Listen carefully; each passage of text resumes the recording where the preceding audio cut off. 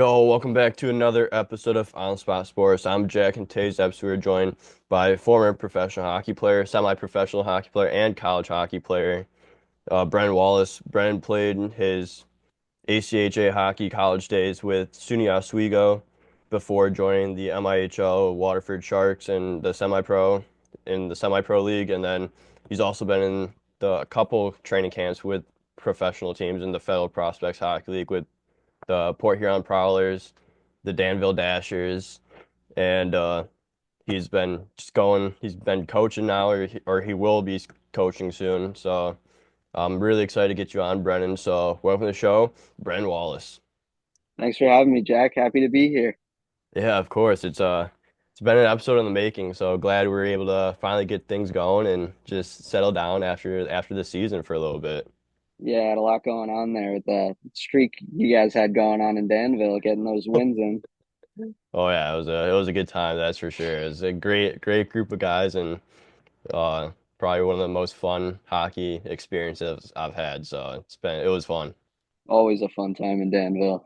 Oh yeah, absolutely. But how have you been? Like I know you're starting to coach in September, so how's everything going with preparation for that? Going pretty good. We've had about two or three meetings right now, coaching with the premier team for next year for the Junior Islanders.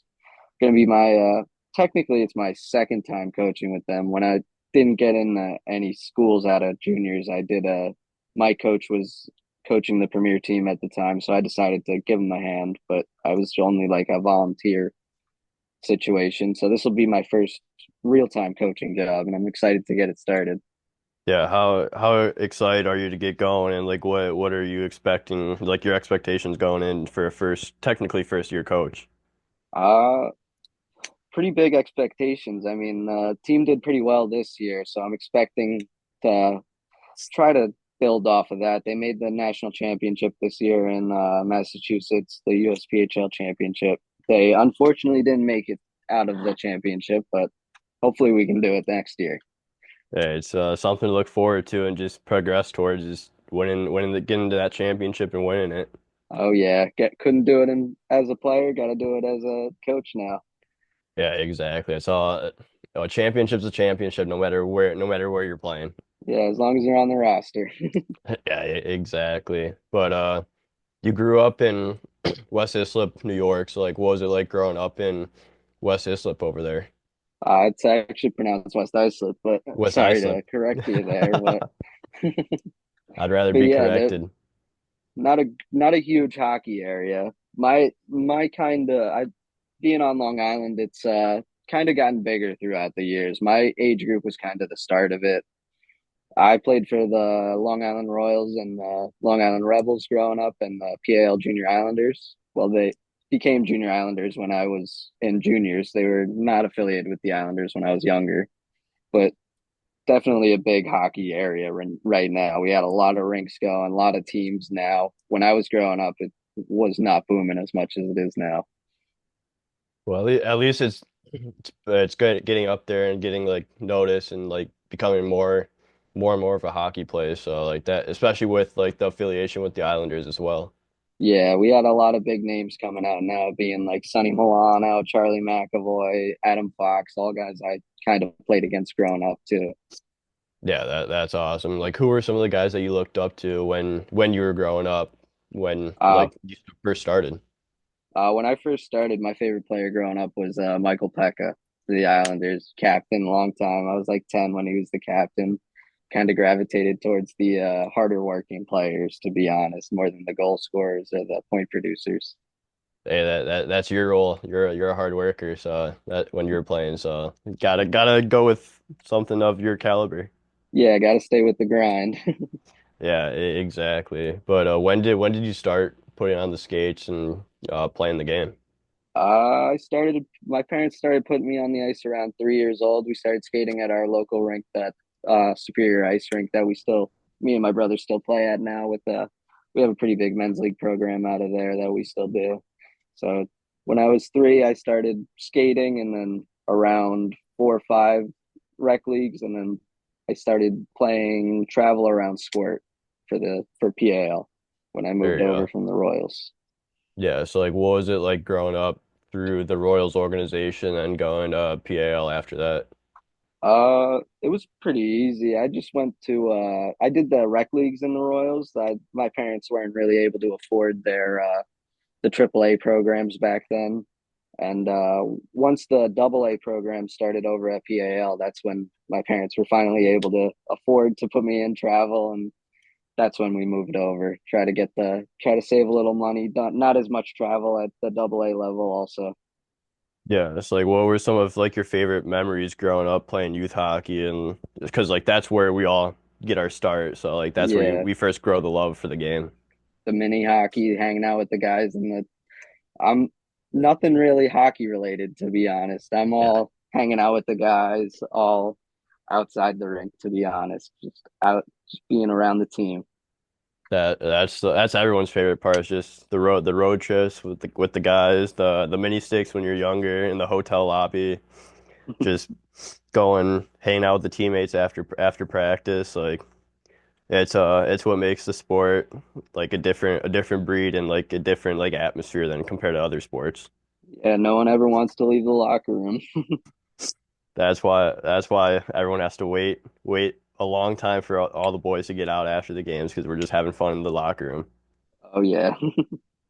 Yeah, but then you finally like you go on from rec hockey and you go into double A and then you finally like go through that whole journey. So like what was that journey like and learning from like going from youth hockey, rec hockey to like the next level.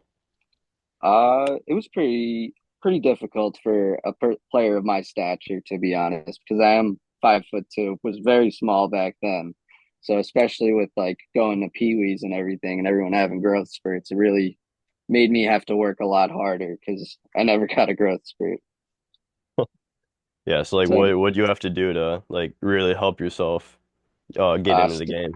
stay on the ice, skated every chance I got. No ice is bad. There's never a bad time to skate. There's Yeah. never bad ice either. That I would skate at 5 a.m. after school. Had a Russian skating coach that I still taught that I'm actually gonna be helping his practices this year. I've known him since I was 5 years old. He's helped me all the way through. Yeah, what did you learn from those skates? Because like I'm sure like since like you were smaller, you have to be like the best skater that you can be. Yeah, a lot of edge work. Edge work is one of the biggest things in this game. Yeah. Got to stay out of the way of the big guys. Oh yeah. Everyone always like complains and like is like, oh, I don't want to do edges, I don't want to skate, but like it really does make a huge difference in your game and like you have to do it if you want to excel Skating's the and get most to that next important level. part of this. Skating's the most important part of this whole game now. Doesn't Yeah. matter your size that much anymore. It's just all about how you can skate. Yeah. How shifty you can be, how you can be on your edges and just everything like that. Yep, gotta be mobile. Yeah. What's your practice going to be like when you're coaching like Uh, especially like if you want to incorporate skating and all that. I would like to do like a 1 day skills development day so that we can make sure everyone's like staying within their skill development, Yeah. making sure everyone's on their at the top ability. So I'd like to work like we'd like to do stuff like that, but we'll see how the ice time frequents out because we do need to make sure we're getting ready for games and everything too. Yeah. Yeah, for sure. Just gotta work and grind your way on skating and then also like do like obviously drills that are gonna translate into the games Yeah, when come season time. yeah, got to make sure we're getting ready for the games. Got to make sure we're staying on our skills and everything. Just Yeah. everything to be prepared for that game. Yeah, exactly. But after youth hockey and everything's finished, like you go on to junior hockey in the MIHL with the Long Island Royals. Like, what was the process like to find junior hockey, especially like being so close to you? It was not that hard to be honest. We had a the junior royals had a big graduate or age out class that year, so they were looking for a lot of guys. I was playing for their U16 double A team at the time, which we were affiliated, so they just kind of pulled us all up that were available. Well, I wouldn't say I was ready for it. I was probably 4'11", 90 pounds. I think I still own the record for like smallest in American juniors at the time. Ended up breaking my wrist halfway through the season and only played 25 games, unfortunately. But Yeah. funny part was I broke my wrist sitting on the bench, so that's how my season went the entire year. How did you break your wrist on the bench? We were on the PK. I was sitting there, or yeah, it was second period. We were behind our net, getting ready to fire it down the ice. I was chirping the guy at the blue line, not paying attention, smacked me right in the wrist. Puck right in the wrist, broken wrist. Played my first shift right after, couldn't hold my stick. All the coaches were chirping me after the game for getting off because I couldn't hold anything because I got off in the second period after two shifts when they didn't really even see me do anything. Probably your shortest shift of your career right there. Yeah. Yeah, couldn't even like handle the puck. I was kicking it more than I was using my stick. So then you obviously go through like the recovery process and everything. Like what was that process like to finally get back on the ice eventually? Very long. I was in a cast all the way up to my elbow, so I couldn't Ouch. couldn't stick handle with the cast on or anything. I was just like sitting on the couch. Then I finally got back into it. I got put in like the smaller cast, so I would kind of go on the ice and practice, skate around, but I was younger at the time, so it was Yeah. easier to recover from that. At this Yeah. point, I don't know if I'd be able to recover as easily. Yeah. At this point it take you twice as long when Yeah, because you're old, all the old bones and everything like won't be able to heal quickly. yeah. At this point, if I'm sitting on the couch for that long, my legs might fall apart too. That's funny. But then you finally recover and then you go back to playing, getting on the ice and playing juniors the next year. So like what was that you're like coming off an injury like that? The next year was wild. That was my first year out of high school. I started out the year. I think it says that I played just the junior Royals that year, Yeah. but I started off the year with the New York Apple Corps. I was the captain of that team. Uh, Halfway through the season, I got traded to the Royals though, because it was a bit of a gong show. I was scoring a point per game. It was a little bit of a tough time though, because my dad was one of the coaches at the time. He was our assistant coach, and we did not recruit very well. My dad was actually my high school coach, so he brought in a lot of my friends from high school because we couldn't recruit a lot of guys. So we ended up by Christmas time, I think we only had one win. So unfortunately, had some problems with the few teammates that weren't being happy. So I asked for a trade back to my old team on the Royals in the Yeah, same that league. yeah, that seems like a wild ride, but then you Yeah, you're back to a familiar team. So like I'm sure like that was like more comfortable just going back to that team and finally like being being comfortable there. yeah, it was way easier playing third line like I'm used to instead of being being relied on to put up points, which is not something I do. Like we said, you're just a hard worker that gets to the dirty areas and does the work, doesn't put up Yeah, the goals. pucks in deep, pucks off the glass. Hey, that's how she goes sometimes. But like throughout your first 2 years of junior hockey, like what were some of the things that you learned, especially if you wanted to move on to like the college ranks eventually? That the game is a lot more physical at the junior level than it is at the youth hockey level. And I was not ready for that in my first season. After my first season, I kind of got a little bit more of a click to it. Took another year for me to actually get super comfortable, but that second year helped. I was feeling a lot more comfortable. I gained a little more weight. Got I wouldn't say I got a growth spurt, but I grew to 5'2", which I am at now. So that Yeah, helped a lot also. yeah, that definitely helps. Like it's still like really physical, like you said, and you're still getting thrown around. Like, how do you adapt to that that type of league, that type of like play, and just be able to like produce at least something on the ice? Just got to be willing to take a beating, go in the dirty areas. Don't take anything lightly. Don't be afraid of anything. Yeah, that's what like I think some people struggle with now, especially youth players, is just the physicality and just not willing to take a hit when you should take a hit to make that play. And Yeah, not a lot of the kids want to take a hit to make a play. They all want to make the YouTube highlight reel plays now. It's all about getting it on social media. yeah, so it's like what's your advice for like those kids that are afraid to take a hit, but like and like they have to learn how to grow from there to be successful in the sport. Just start just start taking it. There's no other way than ripping off the band-aid. Start getting in there. You just got to get dirty. There's no other way. Yeah, just it helps Just start no matter grinding. what. Yeah, no matter what you do, if something helps, like if you're a true teammate, you have to take it. Yeah, got to get in there for your teammates. If you're not doing your job, then someone else has to. And that's Yeah, not right for the team. yeah, exactly. But then after that year of juniors and with the junior Islanders, like what was the difference between the USPHL Elite and like the MIHL compared to like the different like type of play that those leagues play? The MIHL was a junior B league, so I actually went up to junior A the next year. It was a lot faster, a lot more Yeah. skilled, a little bit less grit because of all the skill that was in the game, but it was still a tough league. Oh yeah. And that was actually the last year of the Met being a thing. The league folded after that year too. So played the inaugural last season ever. Got the patch, the 50-year patch on my jersey over here. My There you jersey. go. There you go. I Yeah, I see got it. that. Yep, got that 50-year patch, and then they hung it up. Part of league history there then. Yep. Yeah, but then after that last year in junior hockey, you decided to go the college route and you went to Suffolk County Community College in ACHA Division Three. So like what was that transition like going from the MetJ or the USPHL to ACHA college hockey?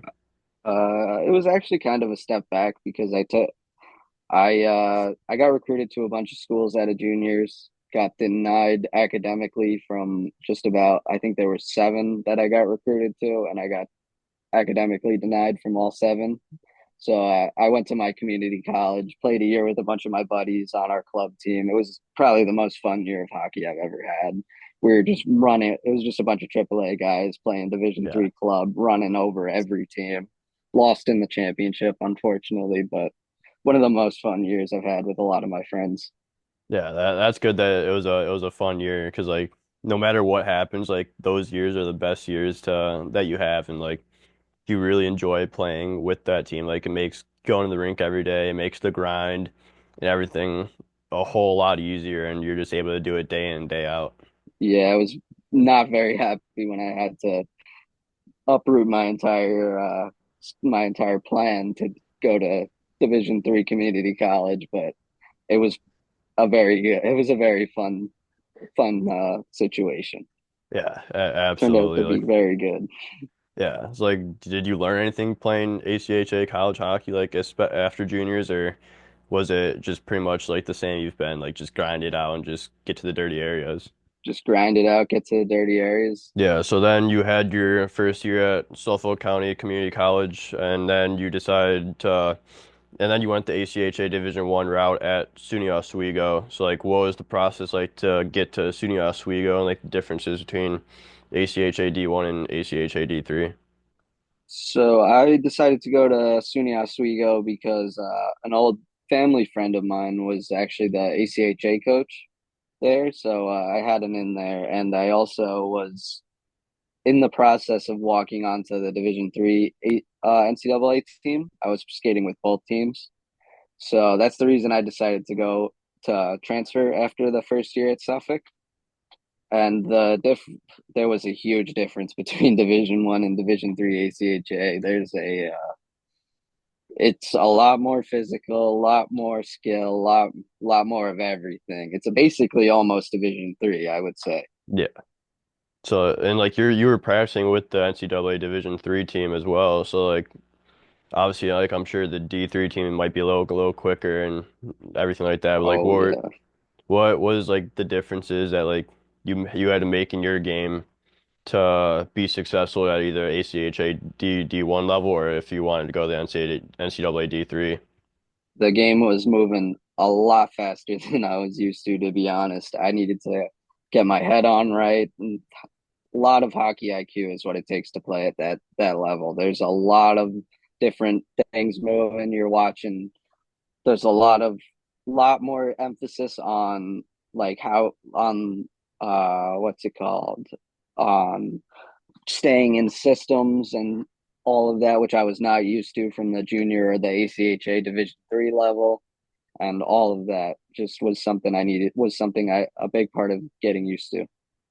Yeah, so then you get used to like the systematic part of the game and just like the quicker or how quick the game becomes then. So like what was that transition going into your first year and like using everything that you learned from those two teams just to help you in getting in games. My first semester was great. I got in after I left the Division 3 team and decided to go full time with the Division 1 team. I was playing third line, getting regular minutes, felt great. Unfortunately, ran into some grade problems, which hindered my ability to play the rest of that season. So I only ended up playing the first half of that season in my first year at Oswego. Got 10 games in, so did pretty well. I don't remember. I never really was a point producer, so I wouldn't say I put up any. I don't think I put up any points at Oswego in my. Yeah. I think I only played 3 years, but or three half seasons because next year had some grade problems also, which was a big part of my hockey career was trying to keep my grades in check. Yeah, just gotta find that balance between school and hockey. Oh yeah, it was not an easy process for me.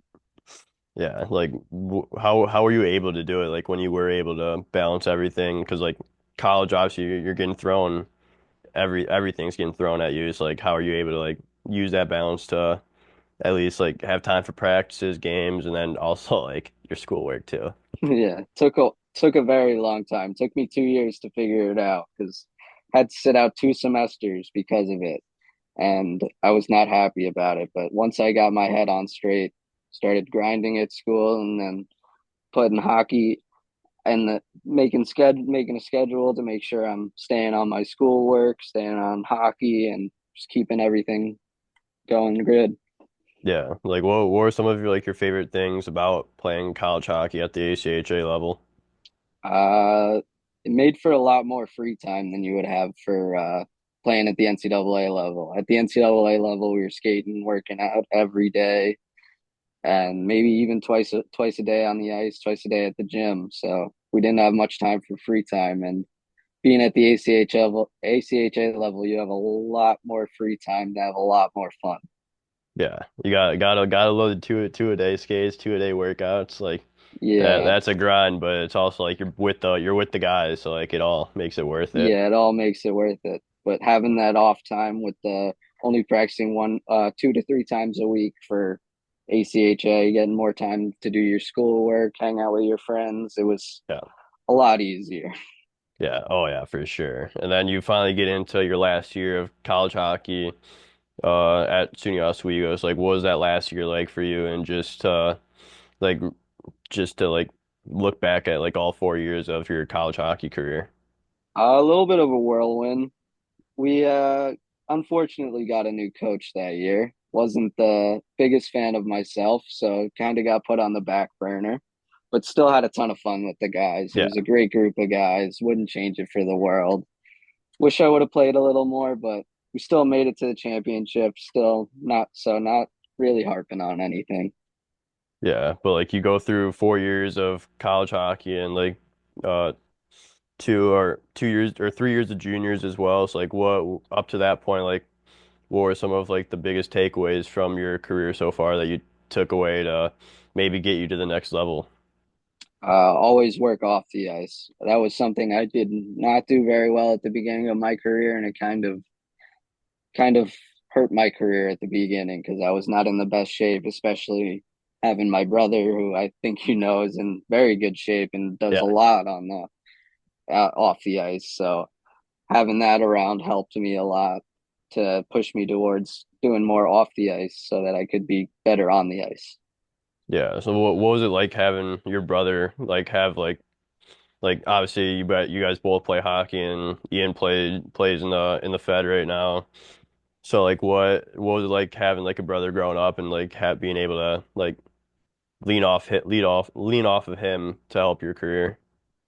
Made it a lot simpler because we were going through the same thing at the same time. We're both trying to find contracts, trying Yeah. to find a team to go to. Where he's asking me about this team I played for in the Fed. I'm asking him about the situations at this team he played for. It made it a lot easier to have someone to bounce things off of, especially growing up too, Yeah. because you have someone there. Like he's a goalie, so I always had someone to shoot on. Didn't have to worry about that.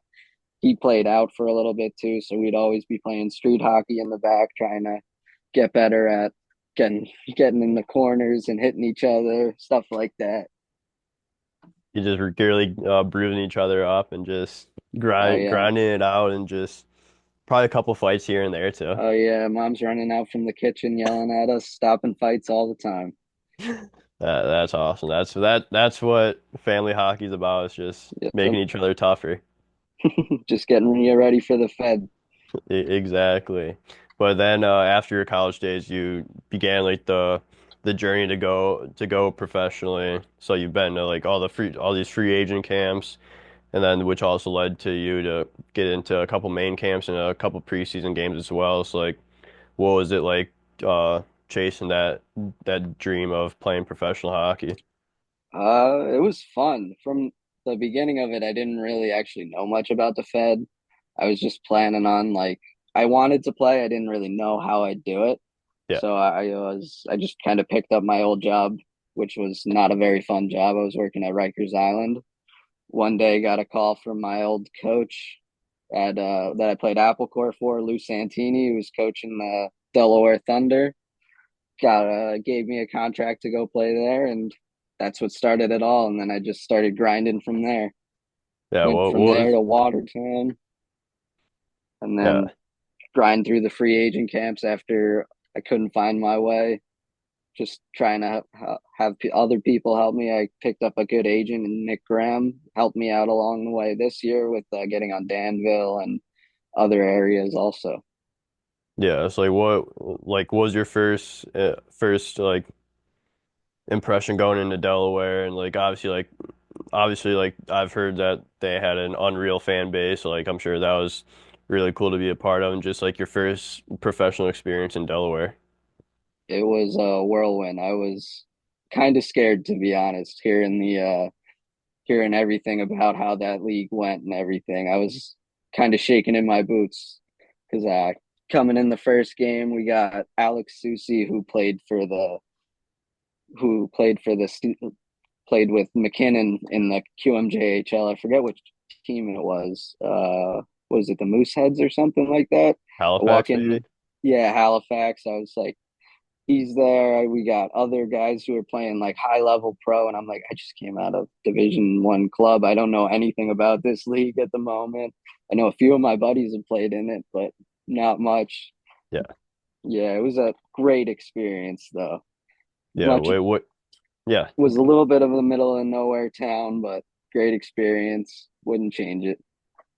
Dang. Yeah, it's a fun experience, especially like even though like you're scared like your first opportunity and everything because this has been your dream for a while now. Yeah. And you just want to go in, succeed, and prove people wrong. But like, and then you like see guys that have played major juniors and everything. But like, you get to practices and everything. Like, it's what you've been doing your entire life so far. It's just playing the game. It's just another game. So, Yeah, but just like, got to get out there and put your head down and go to work. yeah, exactly. That's all it is. But like, what are some of the things that you learned from going into the professional ranks? Going into the professional ranks had a very big emphasis on systems. It wasn't Yeah, much on individual play as I was used to in college and juniors. There was it was very written out for you on where you needed to go, how you needed to play, and if you don't do it this way, then you're making your teammate work harder. so that Yeah. they can make up for you. And you don't want to have to do that because then your teammate's going to be mad at you and coming after you in practice. So just keeping all that together was the good part about pro hockey. Made it a little bit easier too once you got used to the systems. Yeah. Oh yeah, for sure. And like you just learn so much from the systems and how to play and how to really you use that system as a team to win, to put together and win some games and just be competitive in games as well. And like you're just like you're grinding out there every day with the boys, so the boys are going through everything that you're going through.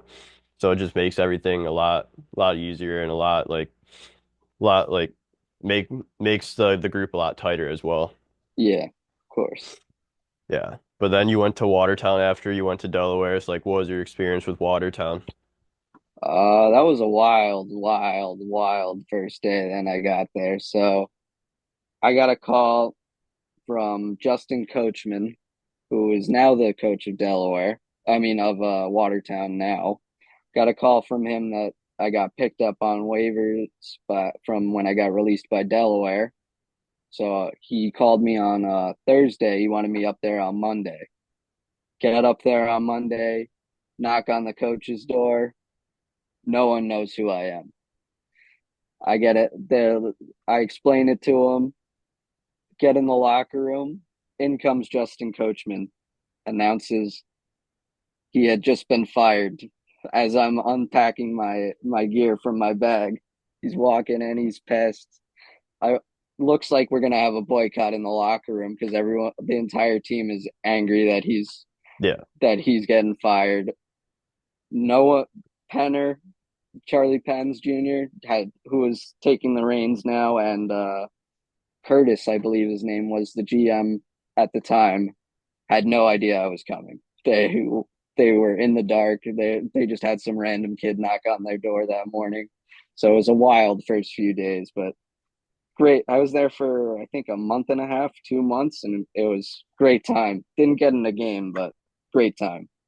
Yeah, you're just still just practicing and just having a good time with the guys and you're taking everything in like that's what I do when I was in Watertown was just take everything in and just go with the mindset of getting better every day. Like 1% better is it compiles into 365% better than I was the year before. So just going with a Of positive course, attitude and just putting the nose to the grindstone, as people say.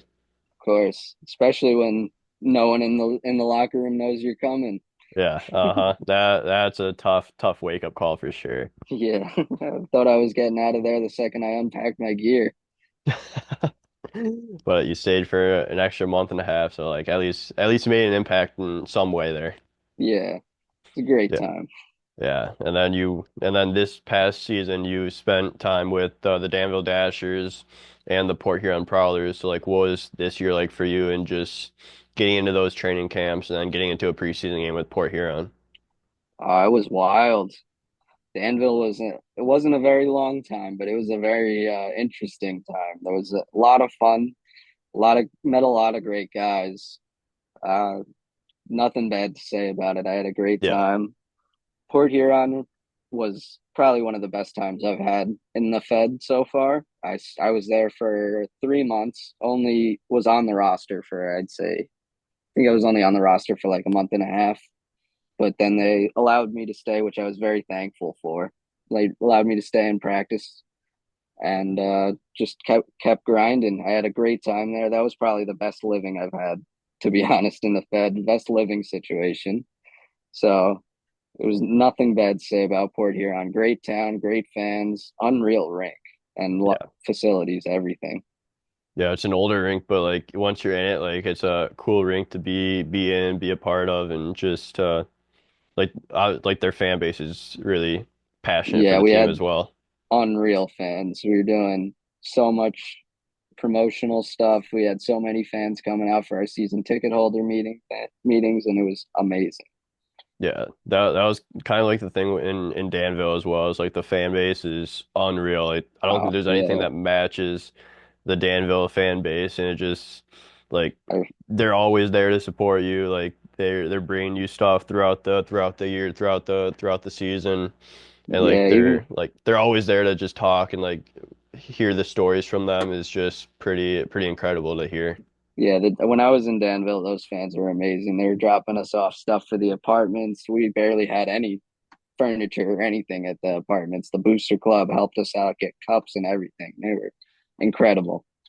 Yeah, because I remember we had like post game skate after one of the games and like just talking to the fans and everything. Like you could tell how passionate they are for the team being in Danville, and like it was just cool to see it. And Yeah, just it's heartbreaking what that they're not coming back next yeah. season. Unfortunately, that town lives for the Dashers. They do that they do for sure. But what was your game like in Port Huron? Like when you play in the precinct, like it's your first action in the Fed, or you know in a couple years. So like, what was it like getting in that preseason game? It was wild. It had been probably 2 years since I had been in a real game. First time really in a professional setting, Yeah, and it was probably one of the fastest games I've ever been a part of. It was very controlled though. Like there was a lot of systematic play, which I wasn't very familiar with because I had only showed up that morning. I only got a morning skate in. So that was a little wild coming off of us. I think I did a 6 hour drive. I got the call to come at like 6 a.m., hopped right on the ice for morning skate, and that was it. Then on the bus for Motor City. It was what a wild. start. Yeah. Yeah, but then you go into the game and like, what's your first shift like? Like, are you feeling good or like you have bus legs still from the travel before and like just S- playing throughout that game? Still a little bus legs, but got on the ice. I was playing center at the time with one local guy named Noah McNutt. Great guy from Port Huron. He's I got on the ice, got first still feeling a little stiff, but snapped the face off back, got the puck out of the zone and then Zeep started grinding and played my There you game. go. That's your role right there. Yep, pucks in deep. Yeah, exactly. But then you spend like the next month and a half with Port, like you said, like was like did you learn anything from like their practices and just how like to help yourself get better? They taught me a lot about professionalism in Port Huron. There's a lot of older guys that have been around the game for a very long time, and Matt Graham, Alex Johnson, Tucker Scantlebury, Dan Chartrand, guys like that helped show me the right way to play the game. Yeah. That was a big part of what I learned in Port Huron. Yeah, that's good then, like, because you're able to use all that knowledge from guys that have played for a while in that league and guys that are really good in that league and have a name for themselves there, and you're just able to learn from the guys like that. Yeah, it's all about learning. Every every every chance you get, you got to learn from Yeah, everyone and every in this game. yeah, exactly. But then you ended up getting a couple games in the MIHL with the Waterford Sharks as well. So like, what was that experience like and going to play games in the mill? That was a good. I loved the group in the mill. It was fun. Played just played the 2 games. They were down a few guys. I was still in Port Huron at the time. The guy who runs the team's a good friend of Austin Federley, who was our Yeah. captain. So since I wasn't on the roster at the time, I decided to go out and give him a hand. It was a very fun game though, very high intensity, lot of good players on the ice too. Yeah, yeah, that league's also a good league with just like how good the players are and like how guys like look at the game and how skilled some of those guys are and just they're able to put the puck in the net if they want to. Yeah, they're definitely just as skilled as anyone in the Fed. They're just sometimes not in the situation where they'd be able to give up that give up a Yeah. job or something to be able to play in the Fed. Yeah, like I love playing the Fed. Like it's also a super good league and like you have a bunch of like these skilled guys and like guys are coming from the OHL, like the major junior leagues in Canada and US. So like it's growing and like yeah, I really enjoy like playing in that league. Yeah, it's an unreal league, and I could stick somewhere. Yeah. Yeah, for sure. But like it's such a great experience and like the experience you get is unmatched compared to anything else. Yeah. Never gonna find another experience living in these small towns playing hockey, Yeah, especially with passionate fan bases in these small towns. of course, and great teammates, Oh yeah, the boys are what makes it worth going to battle every day. of course. Yeah, but I have a few more questions before we wrap things up here. So, do you have any tips for anyone looking to get to that next level? Just make sure you're big part of it is watching the game.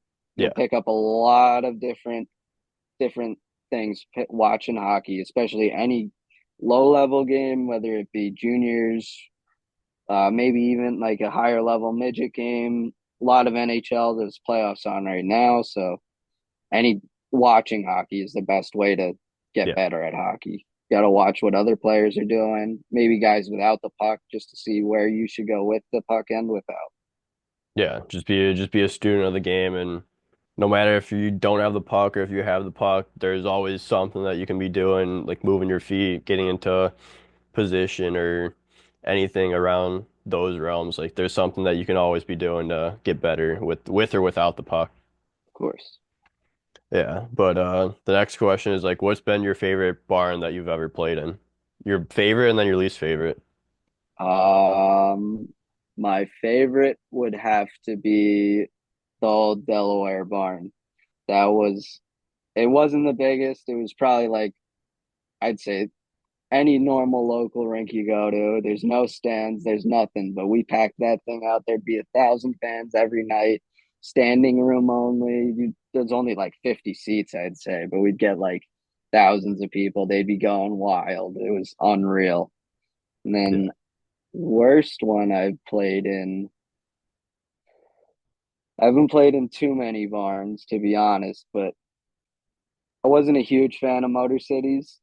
That there, it was a cool rink, but it's like youth hockey type of Yeah. style. It's like going to play at the New England Sports Center. There's like 8 rinks in there. It is a stadium style rink, but just didn't have that feel to it when you're pulling up to a public rink. Yeah. Oh, I get that feeling for sure. But like no matter what barn you're playing the game you love for a Oh living, yeah, so you would can't never really complain. would never say any barn's a bad barn, but if I had to pick one, Yeah, exactly. But yeah, that's awesome though. But Brennan, thank you again for coming on the show. I really appreciate your time and want to wish you the best of luck with coaching next year. appreciate it. Thanks for having me on. Wish you all Yeah, the best next season.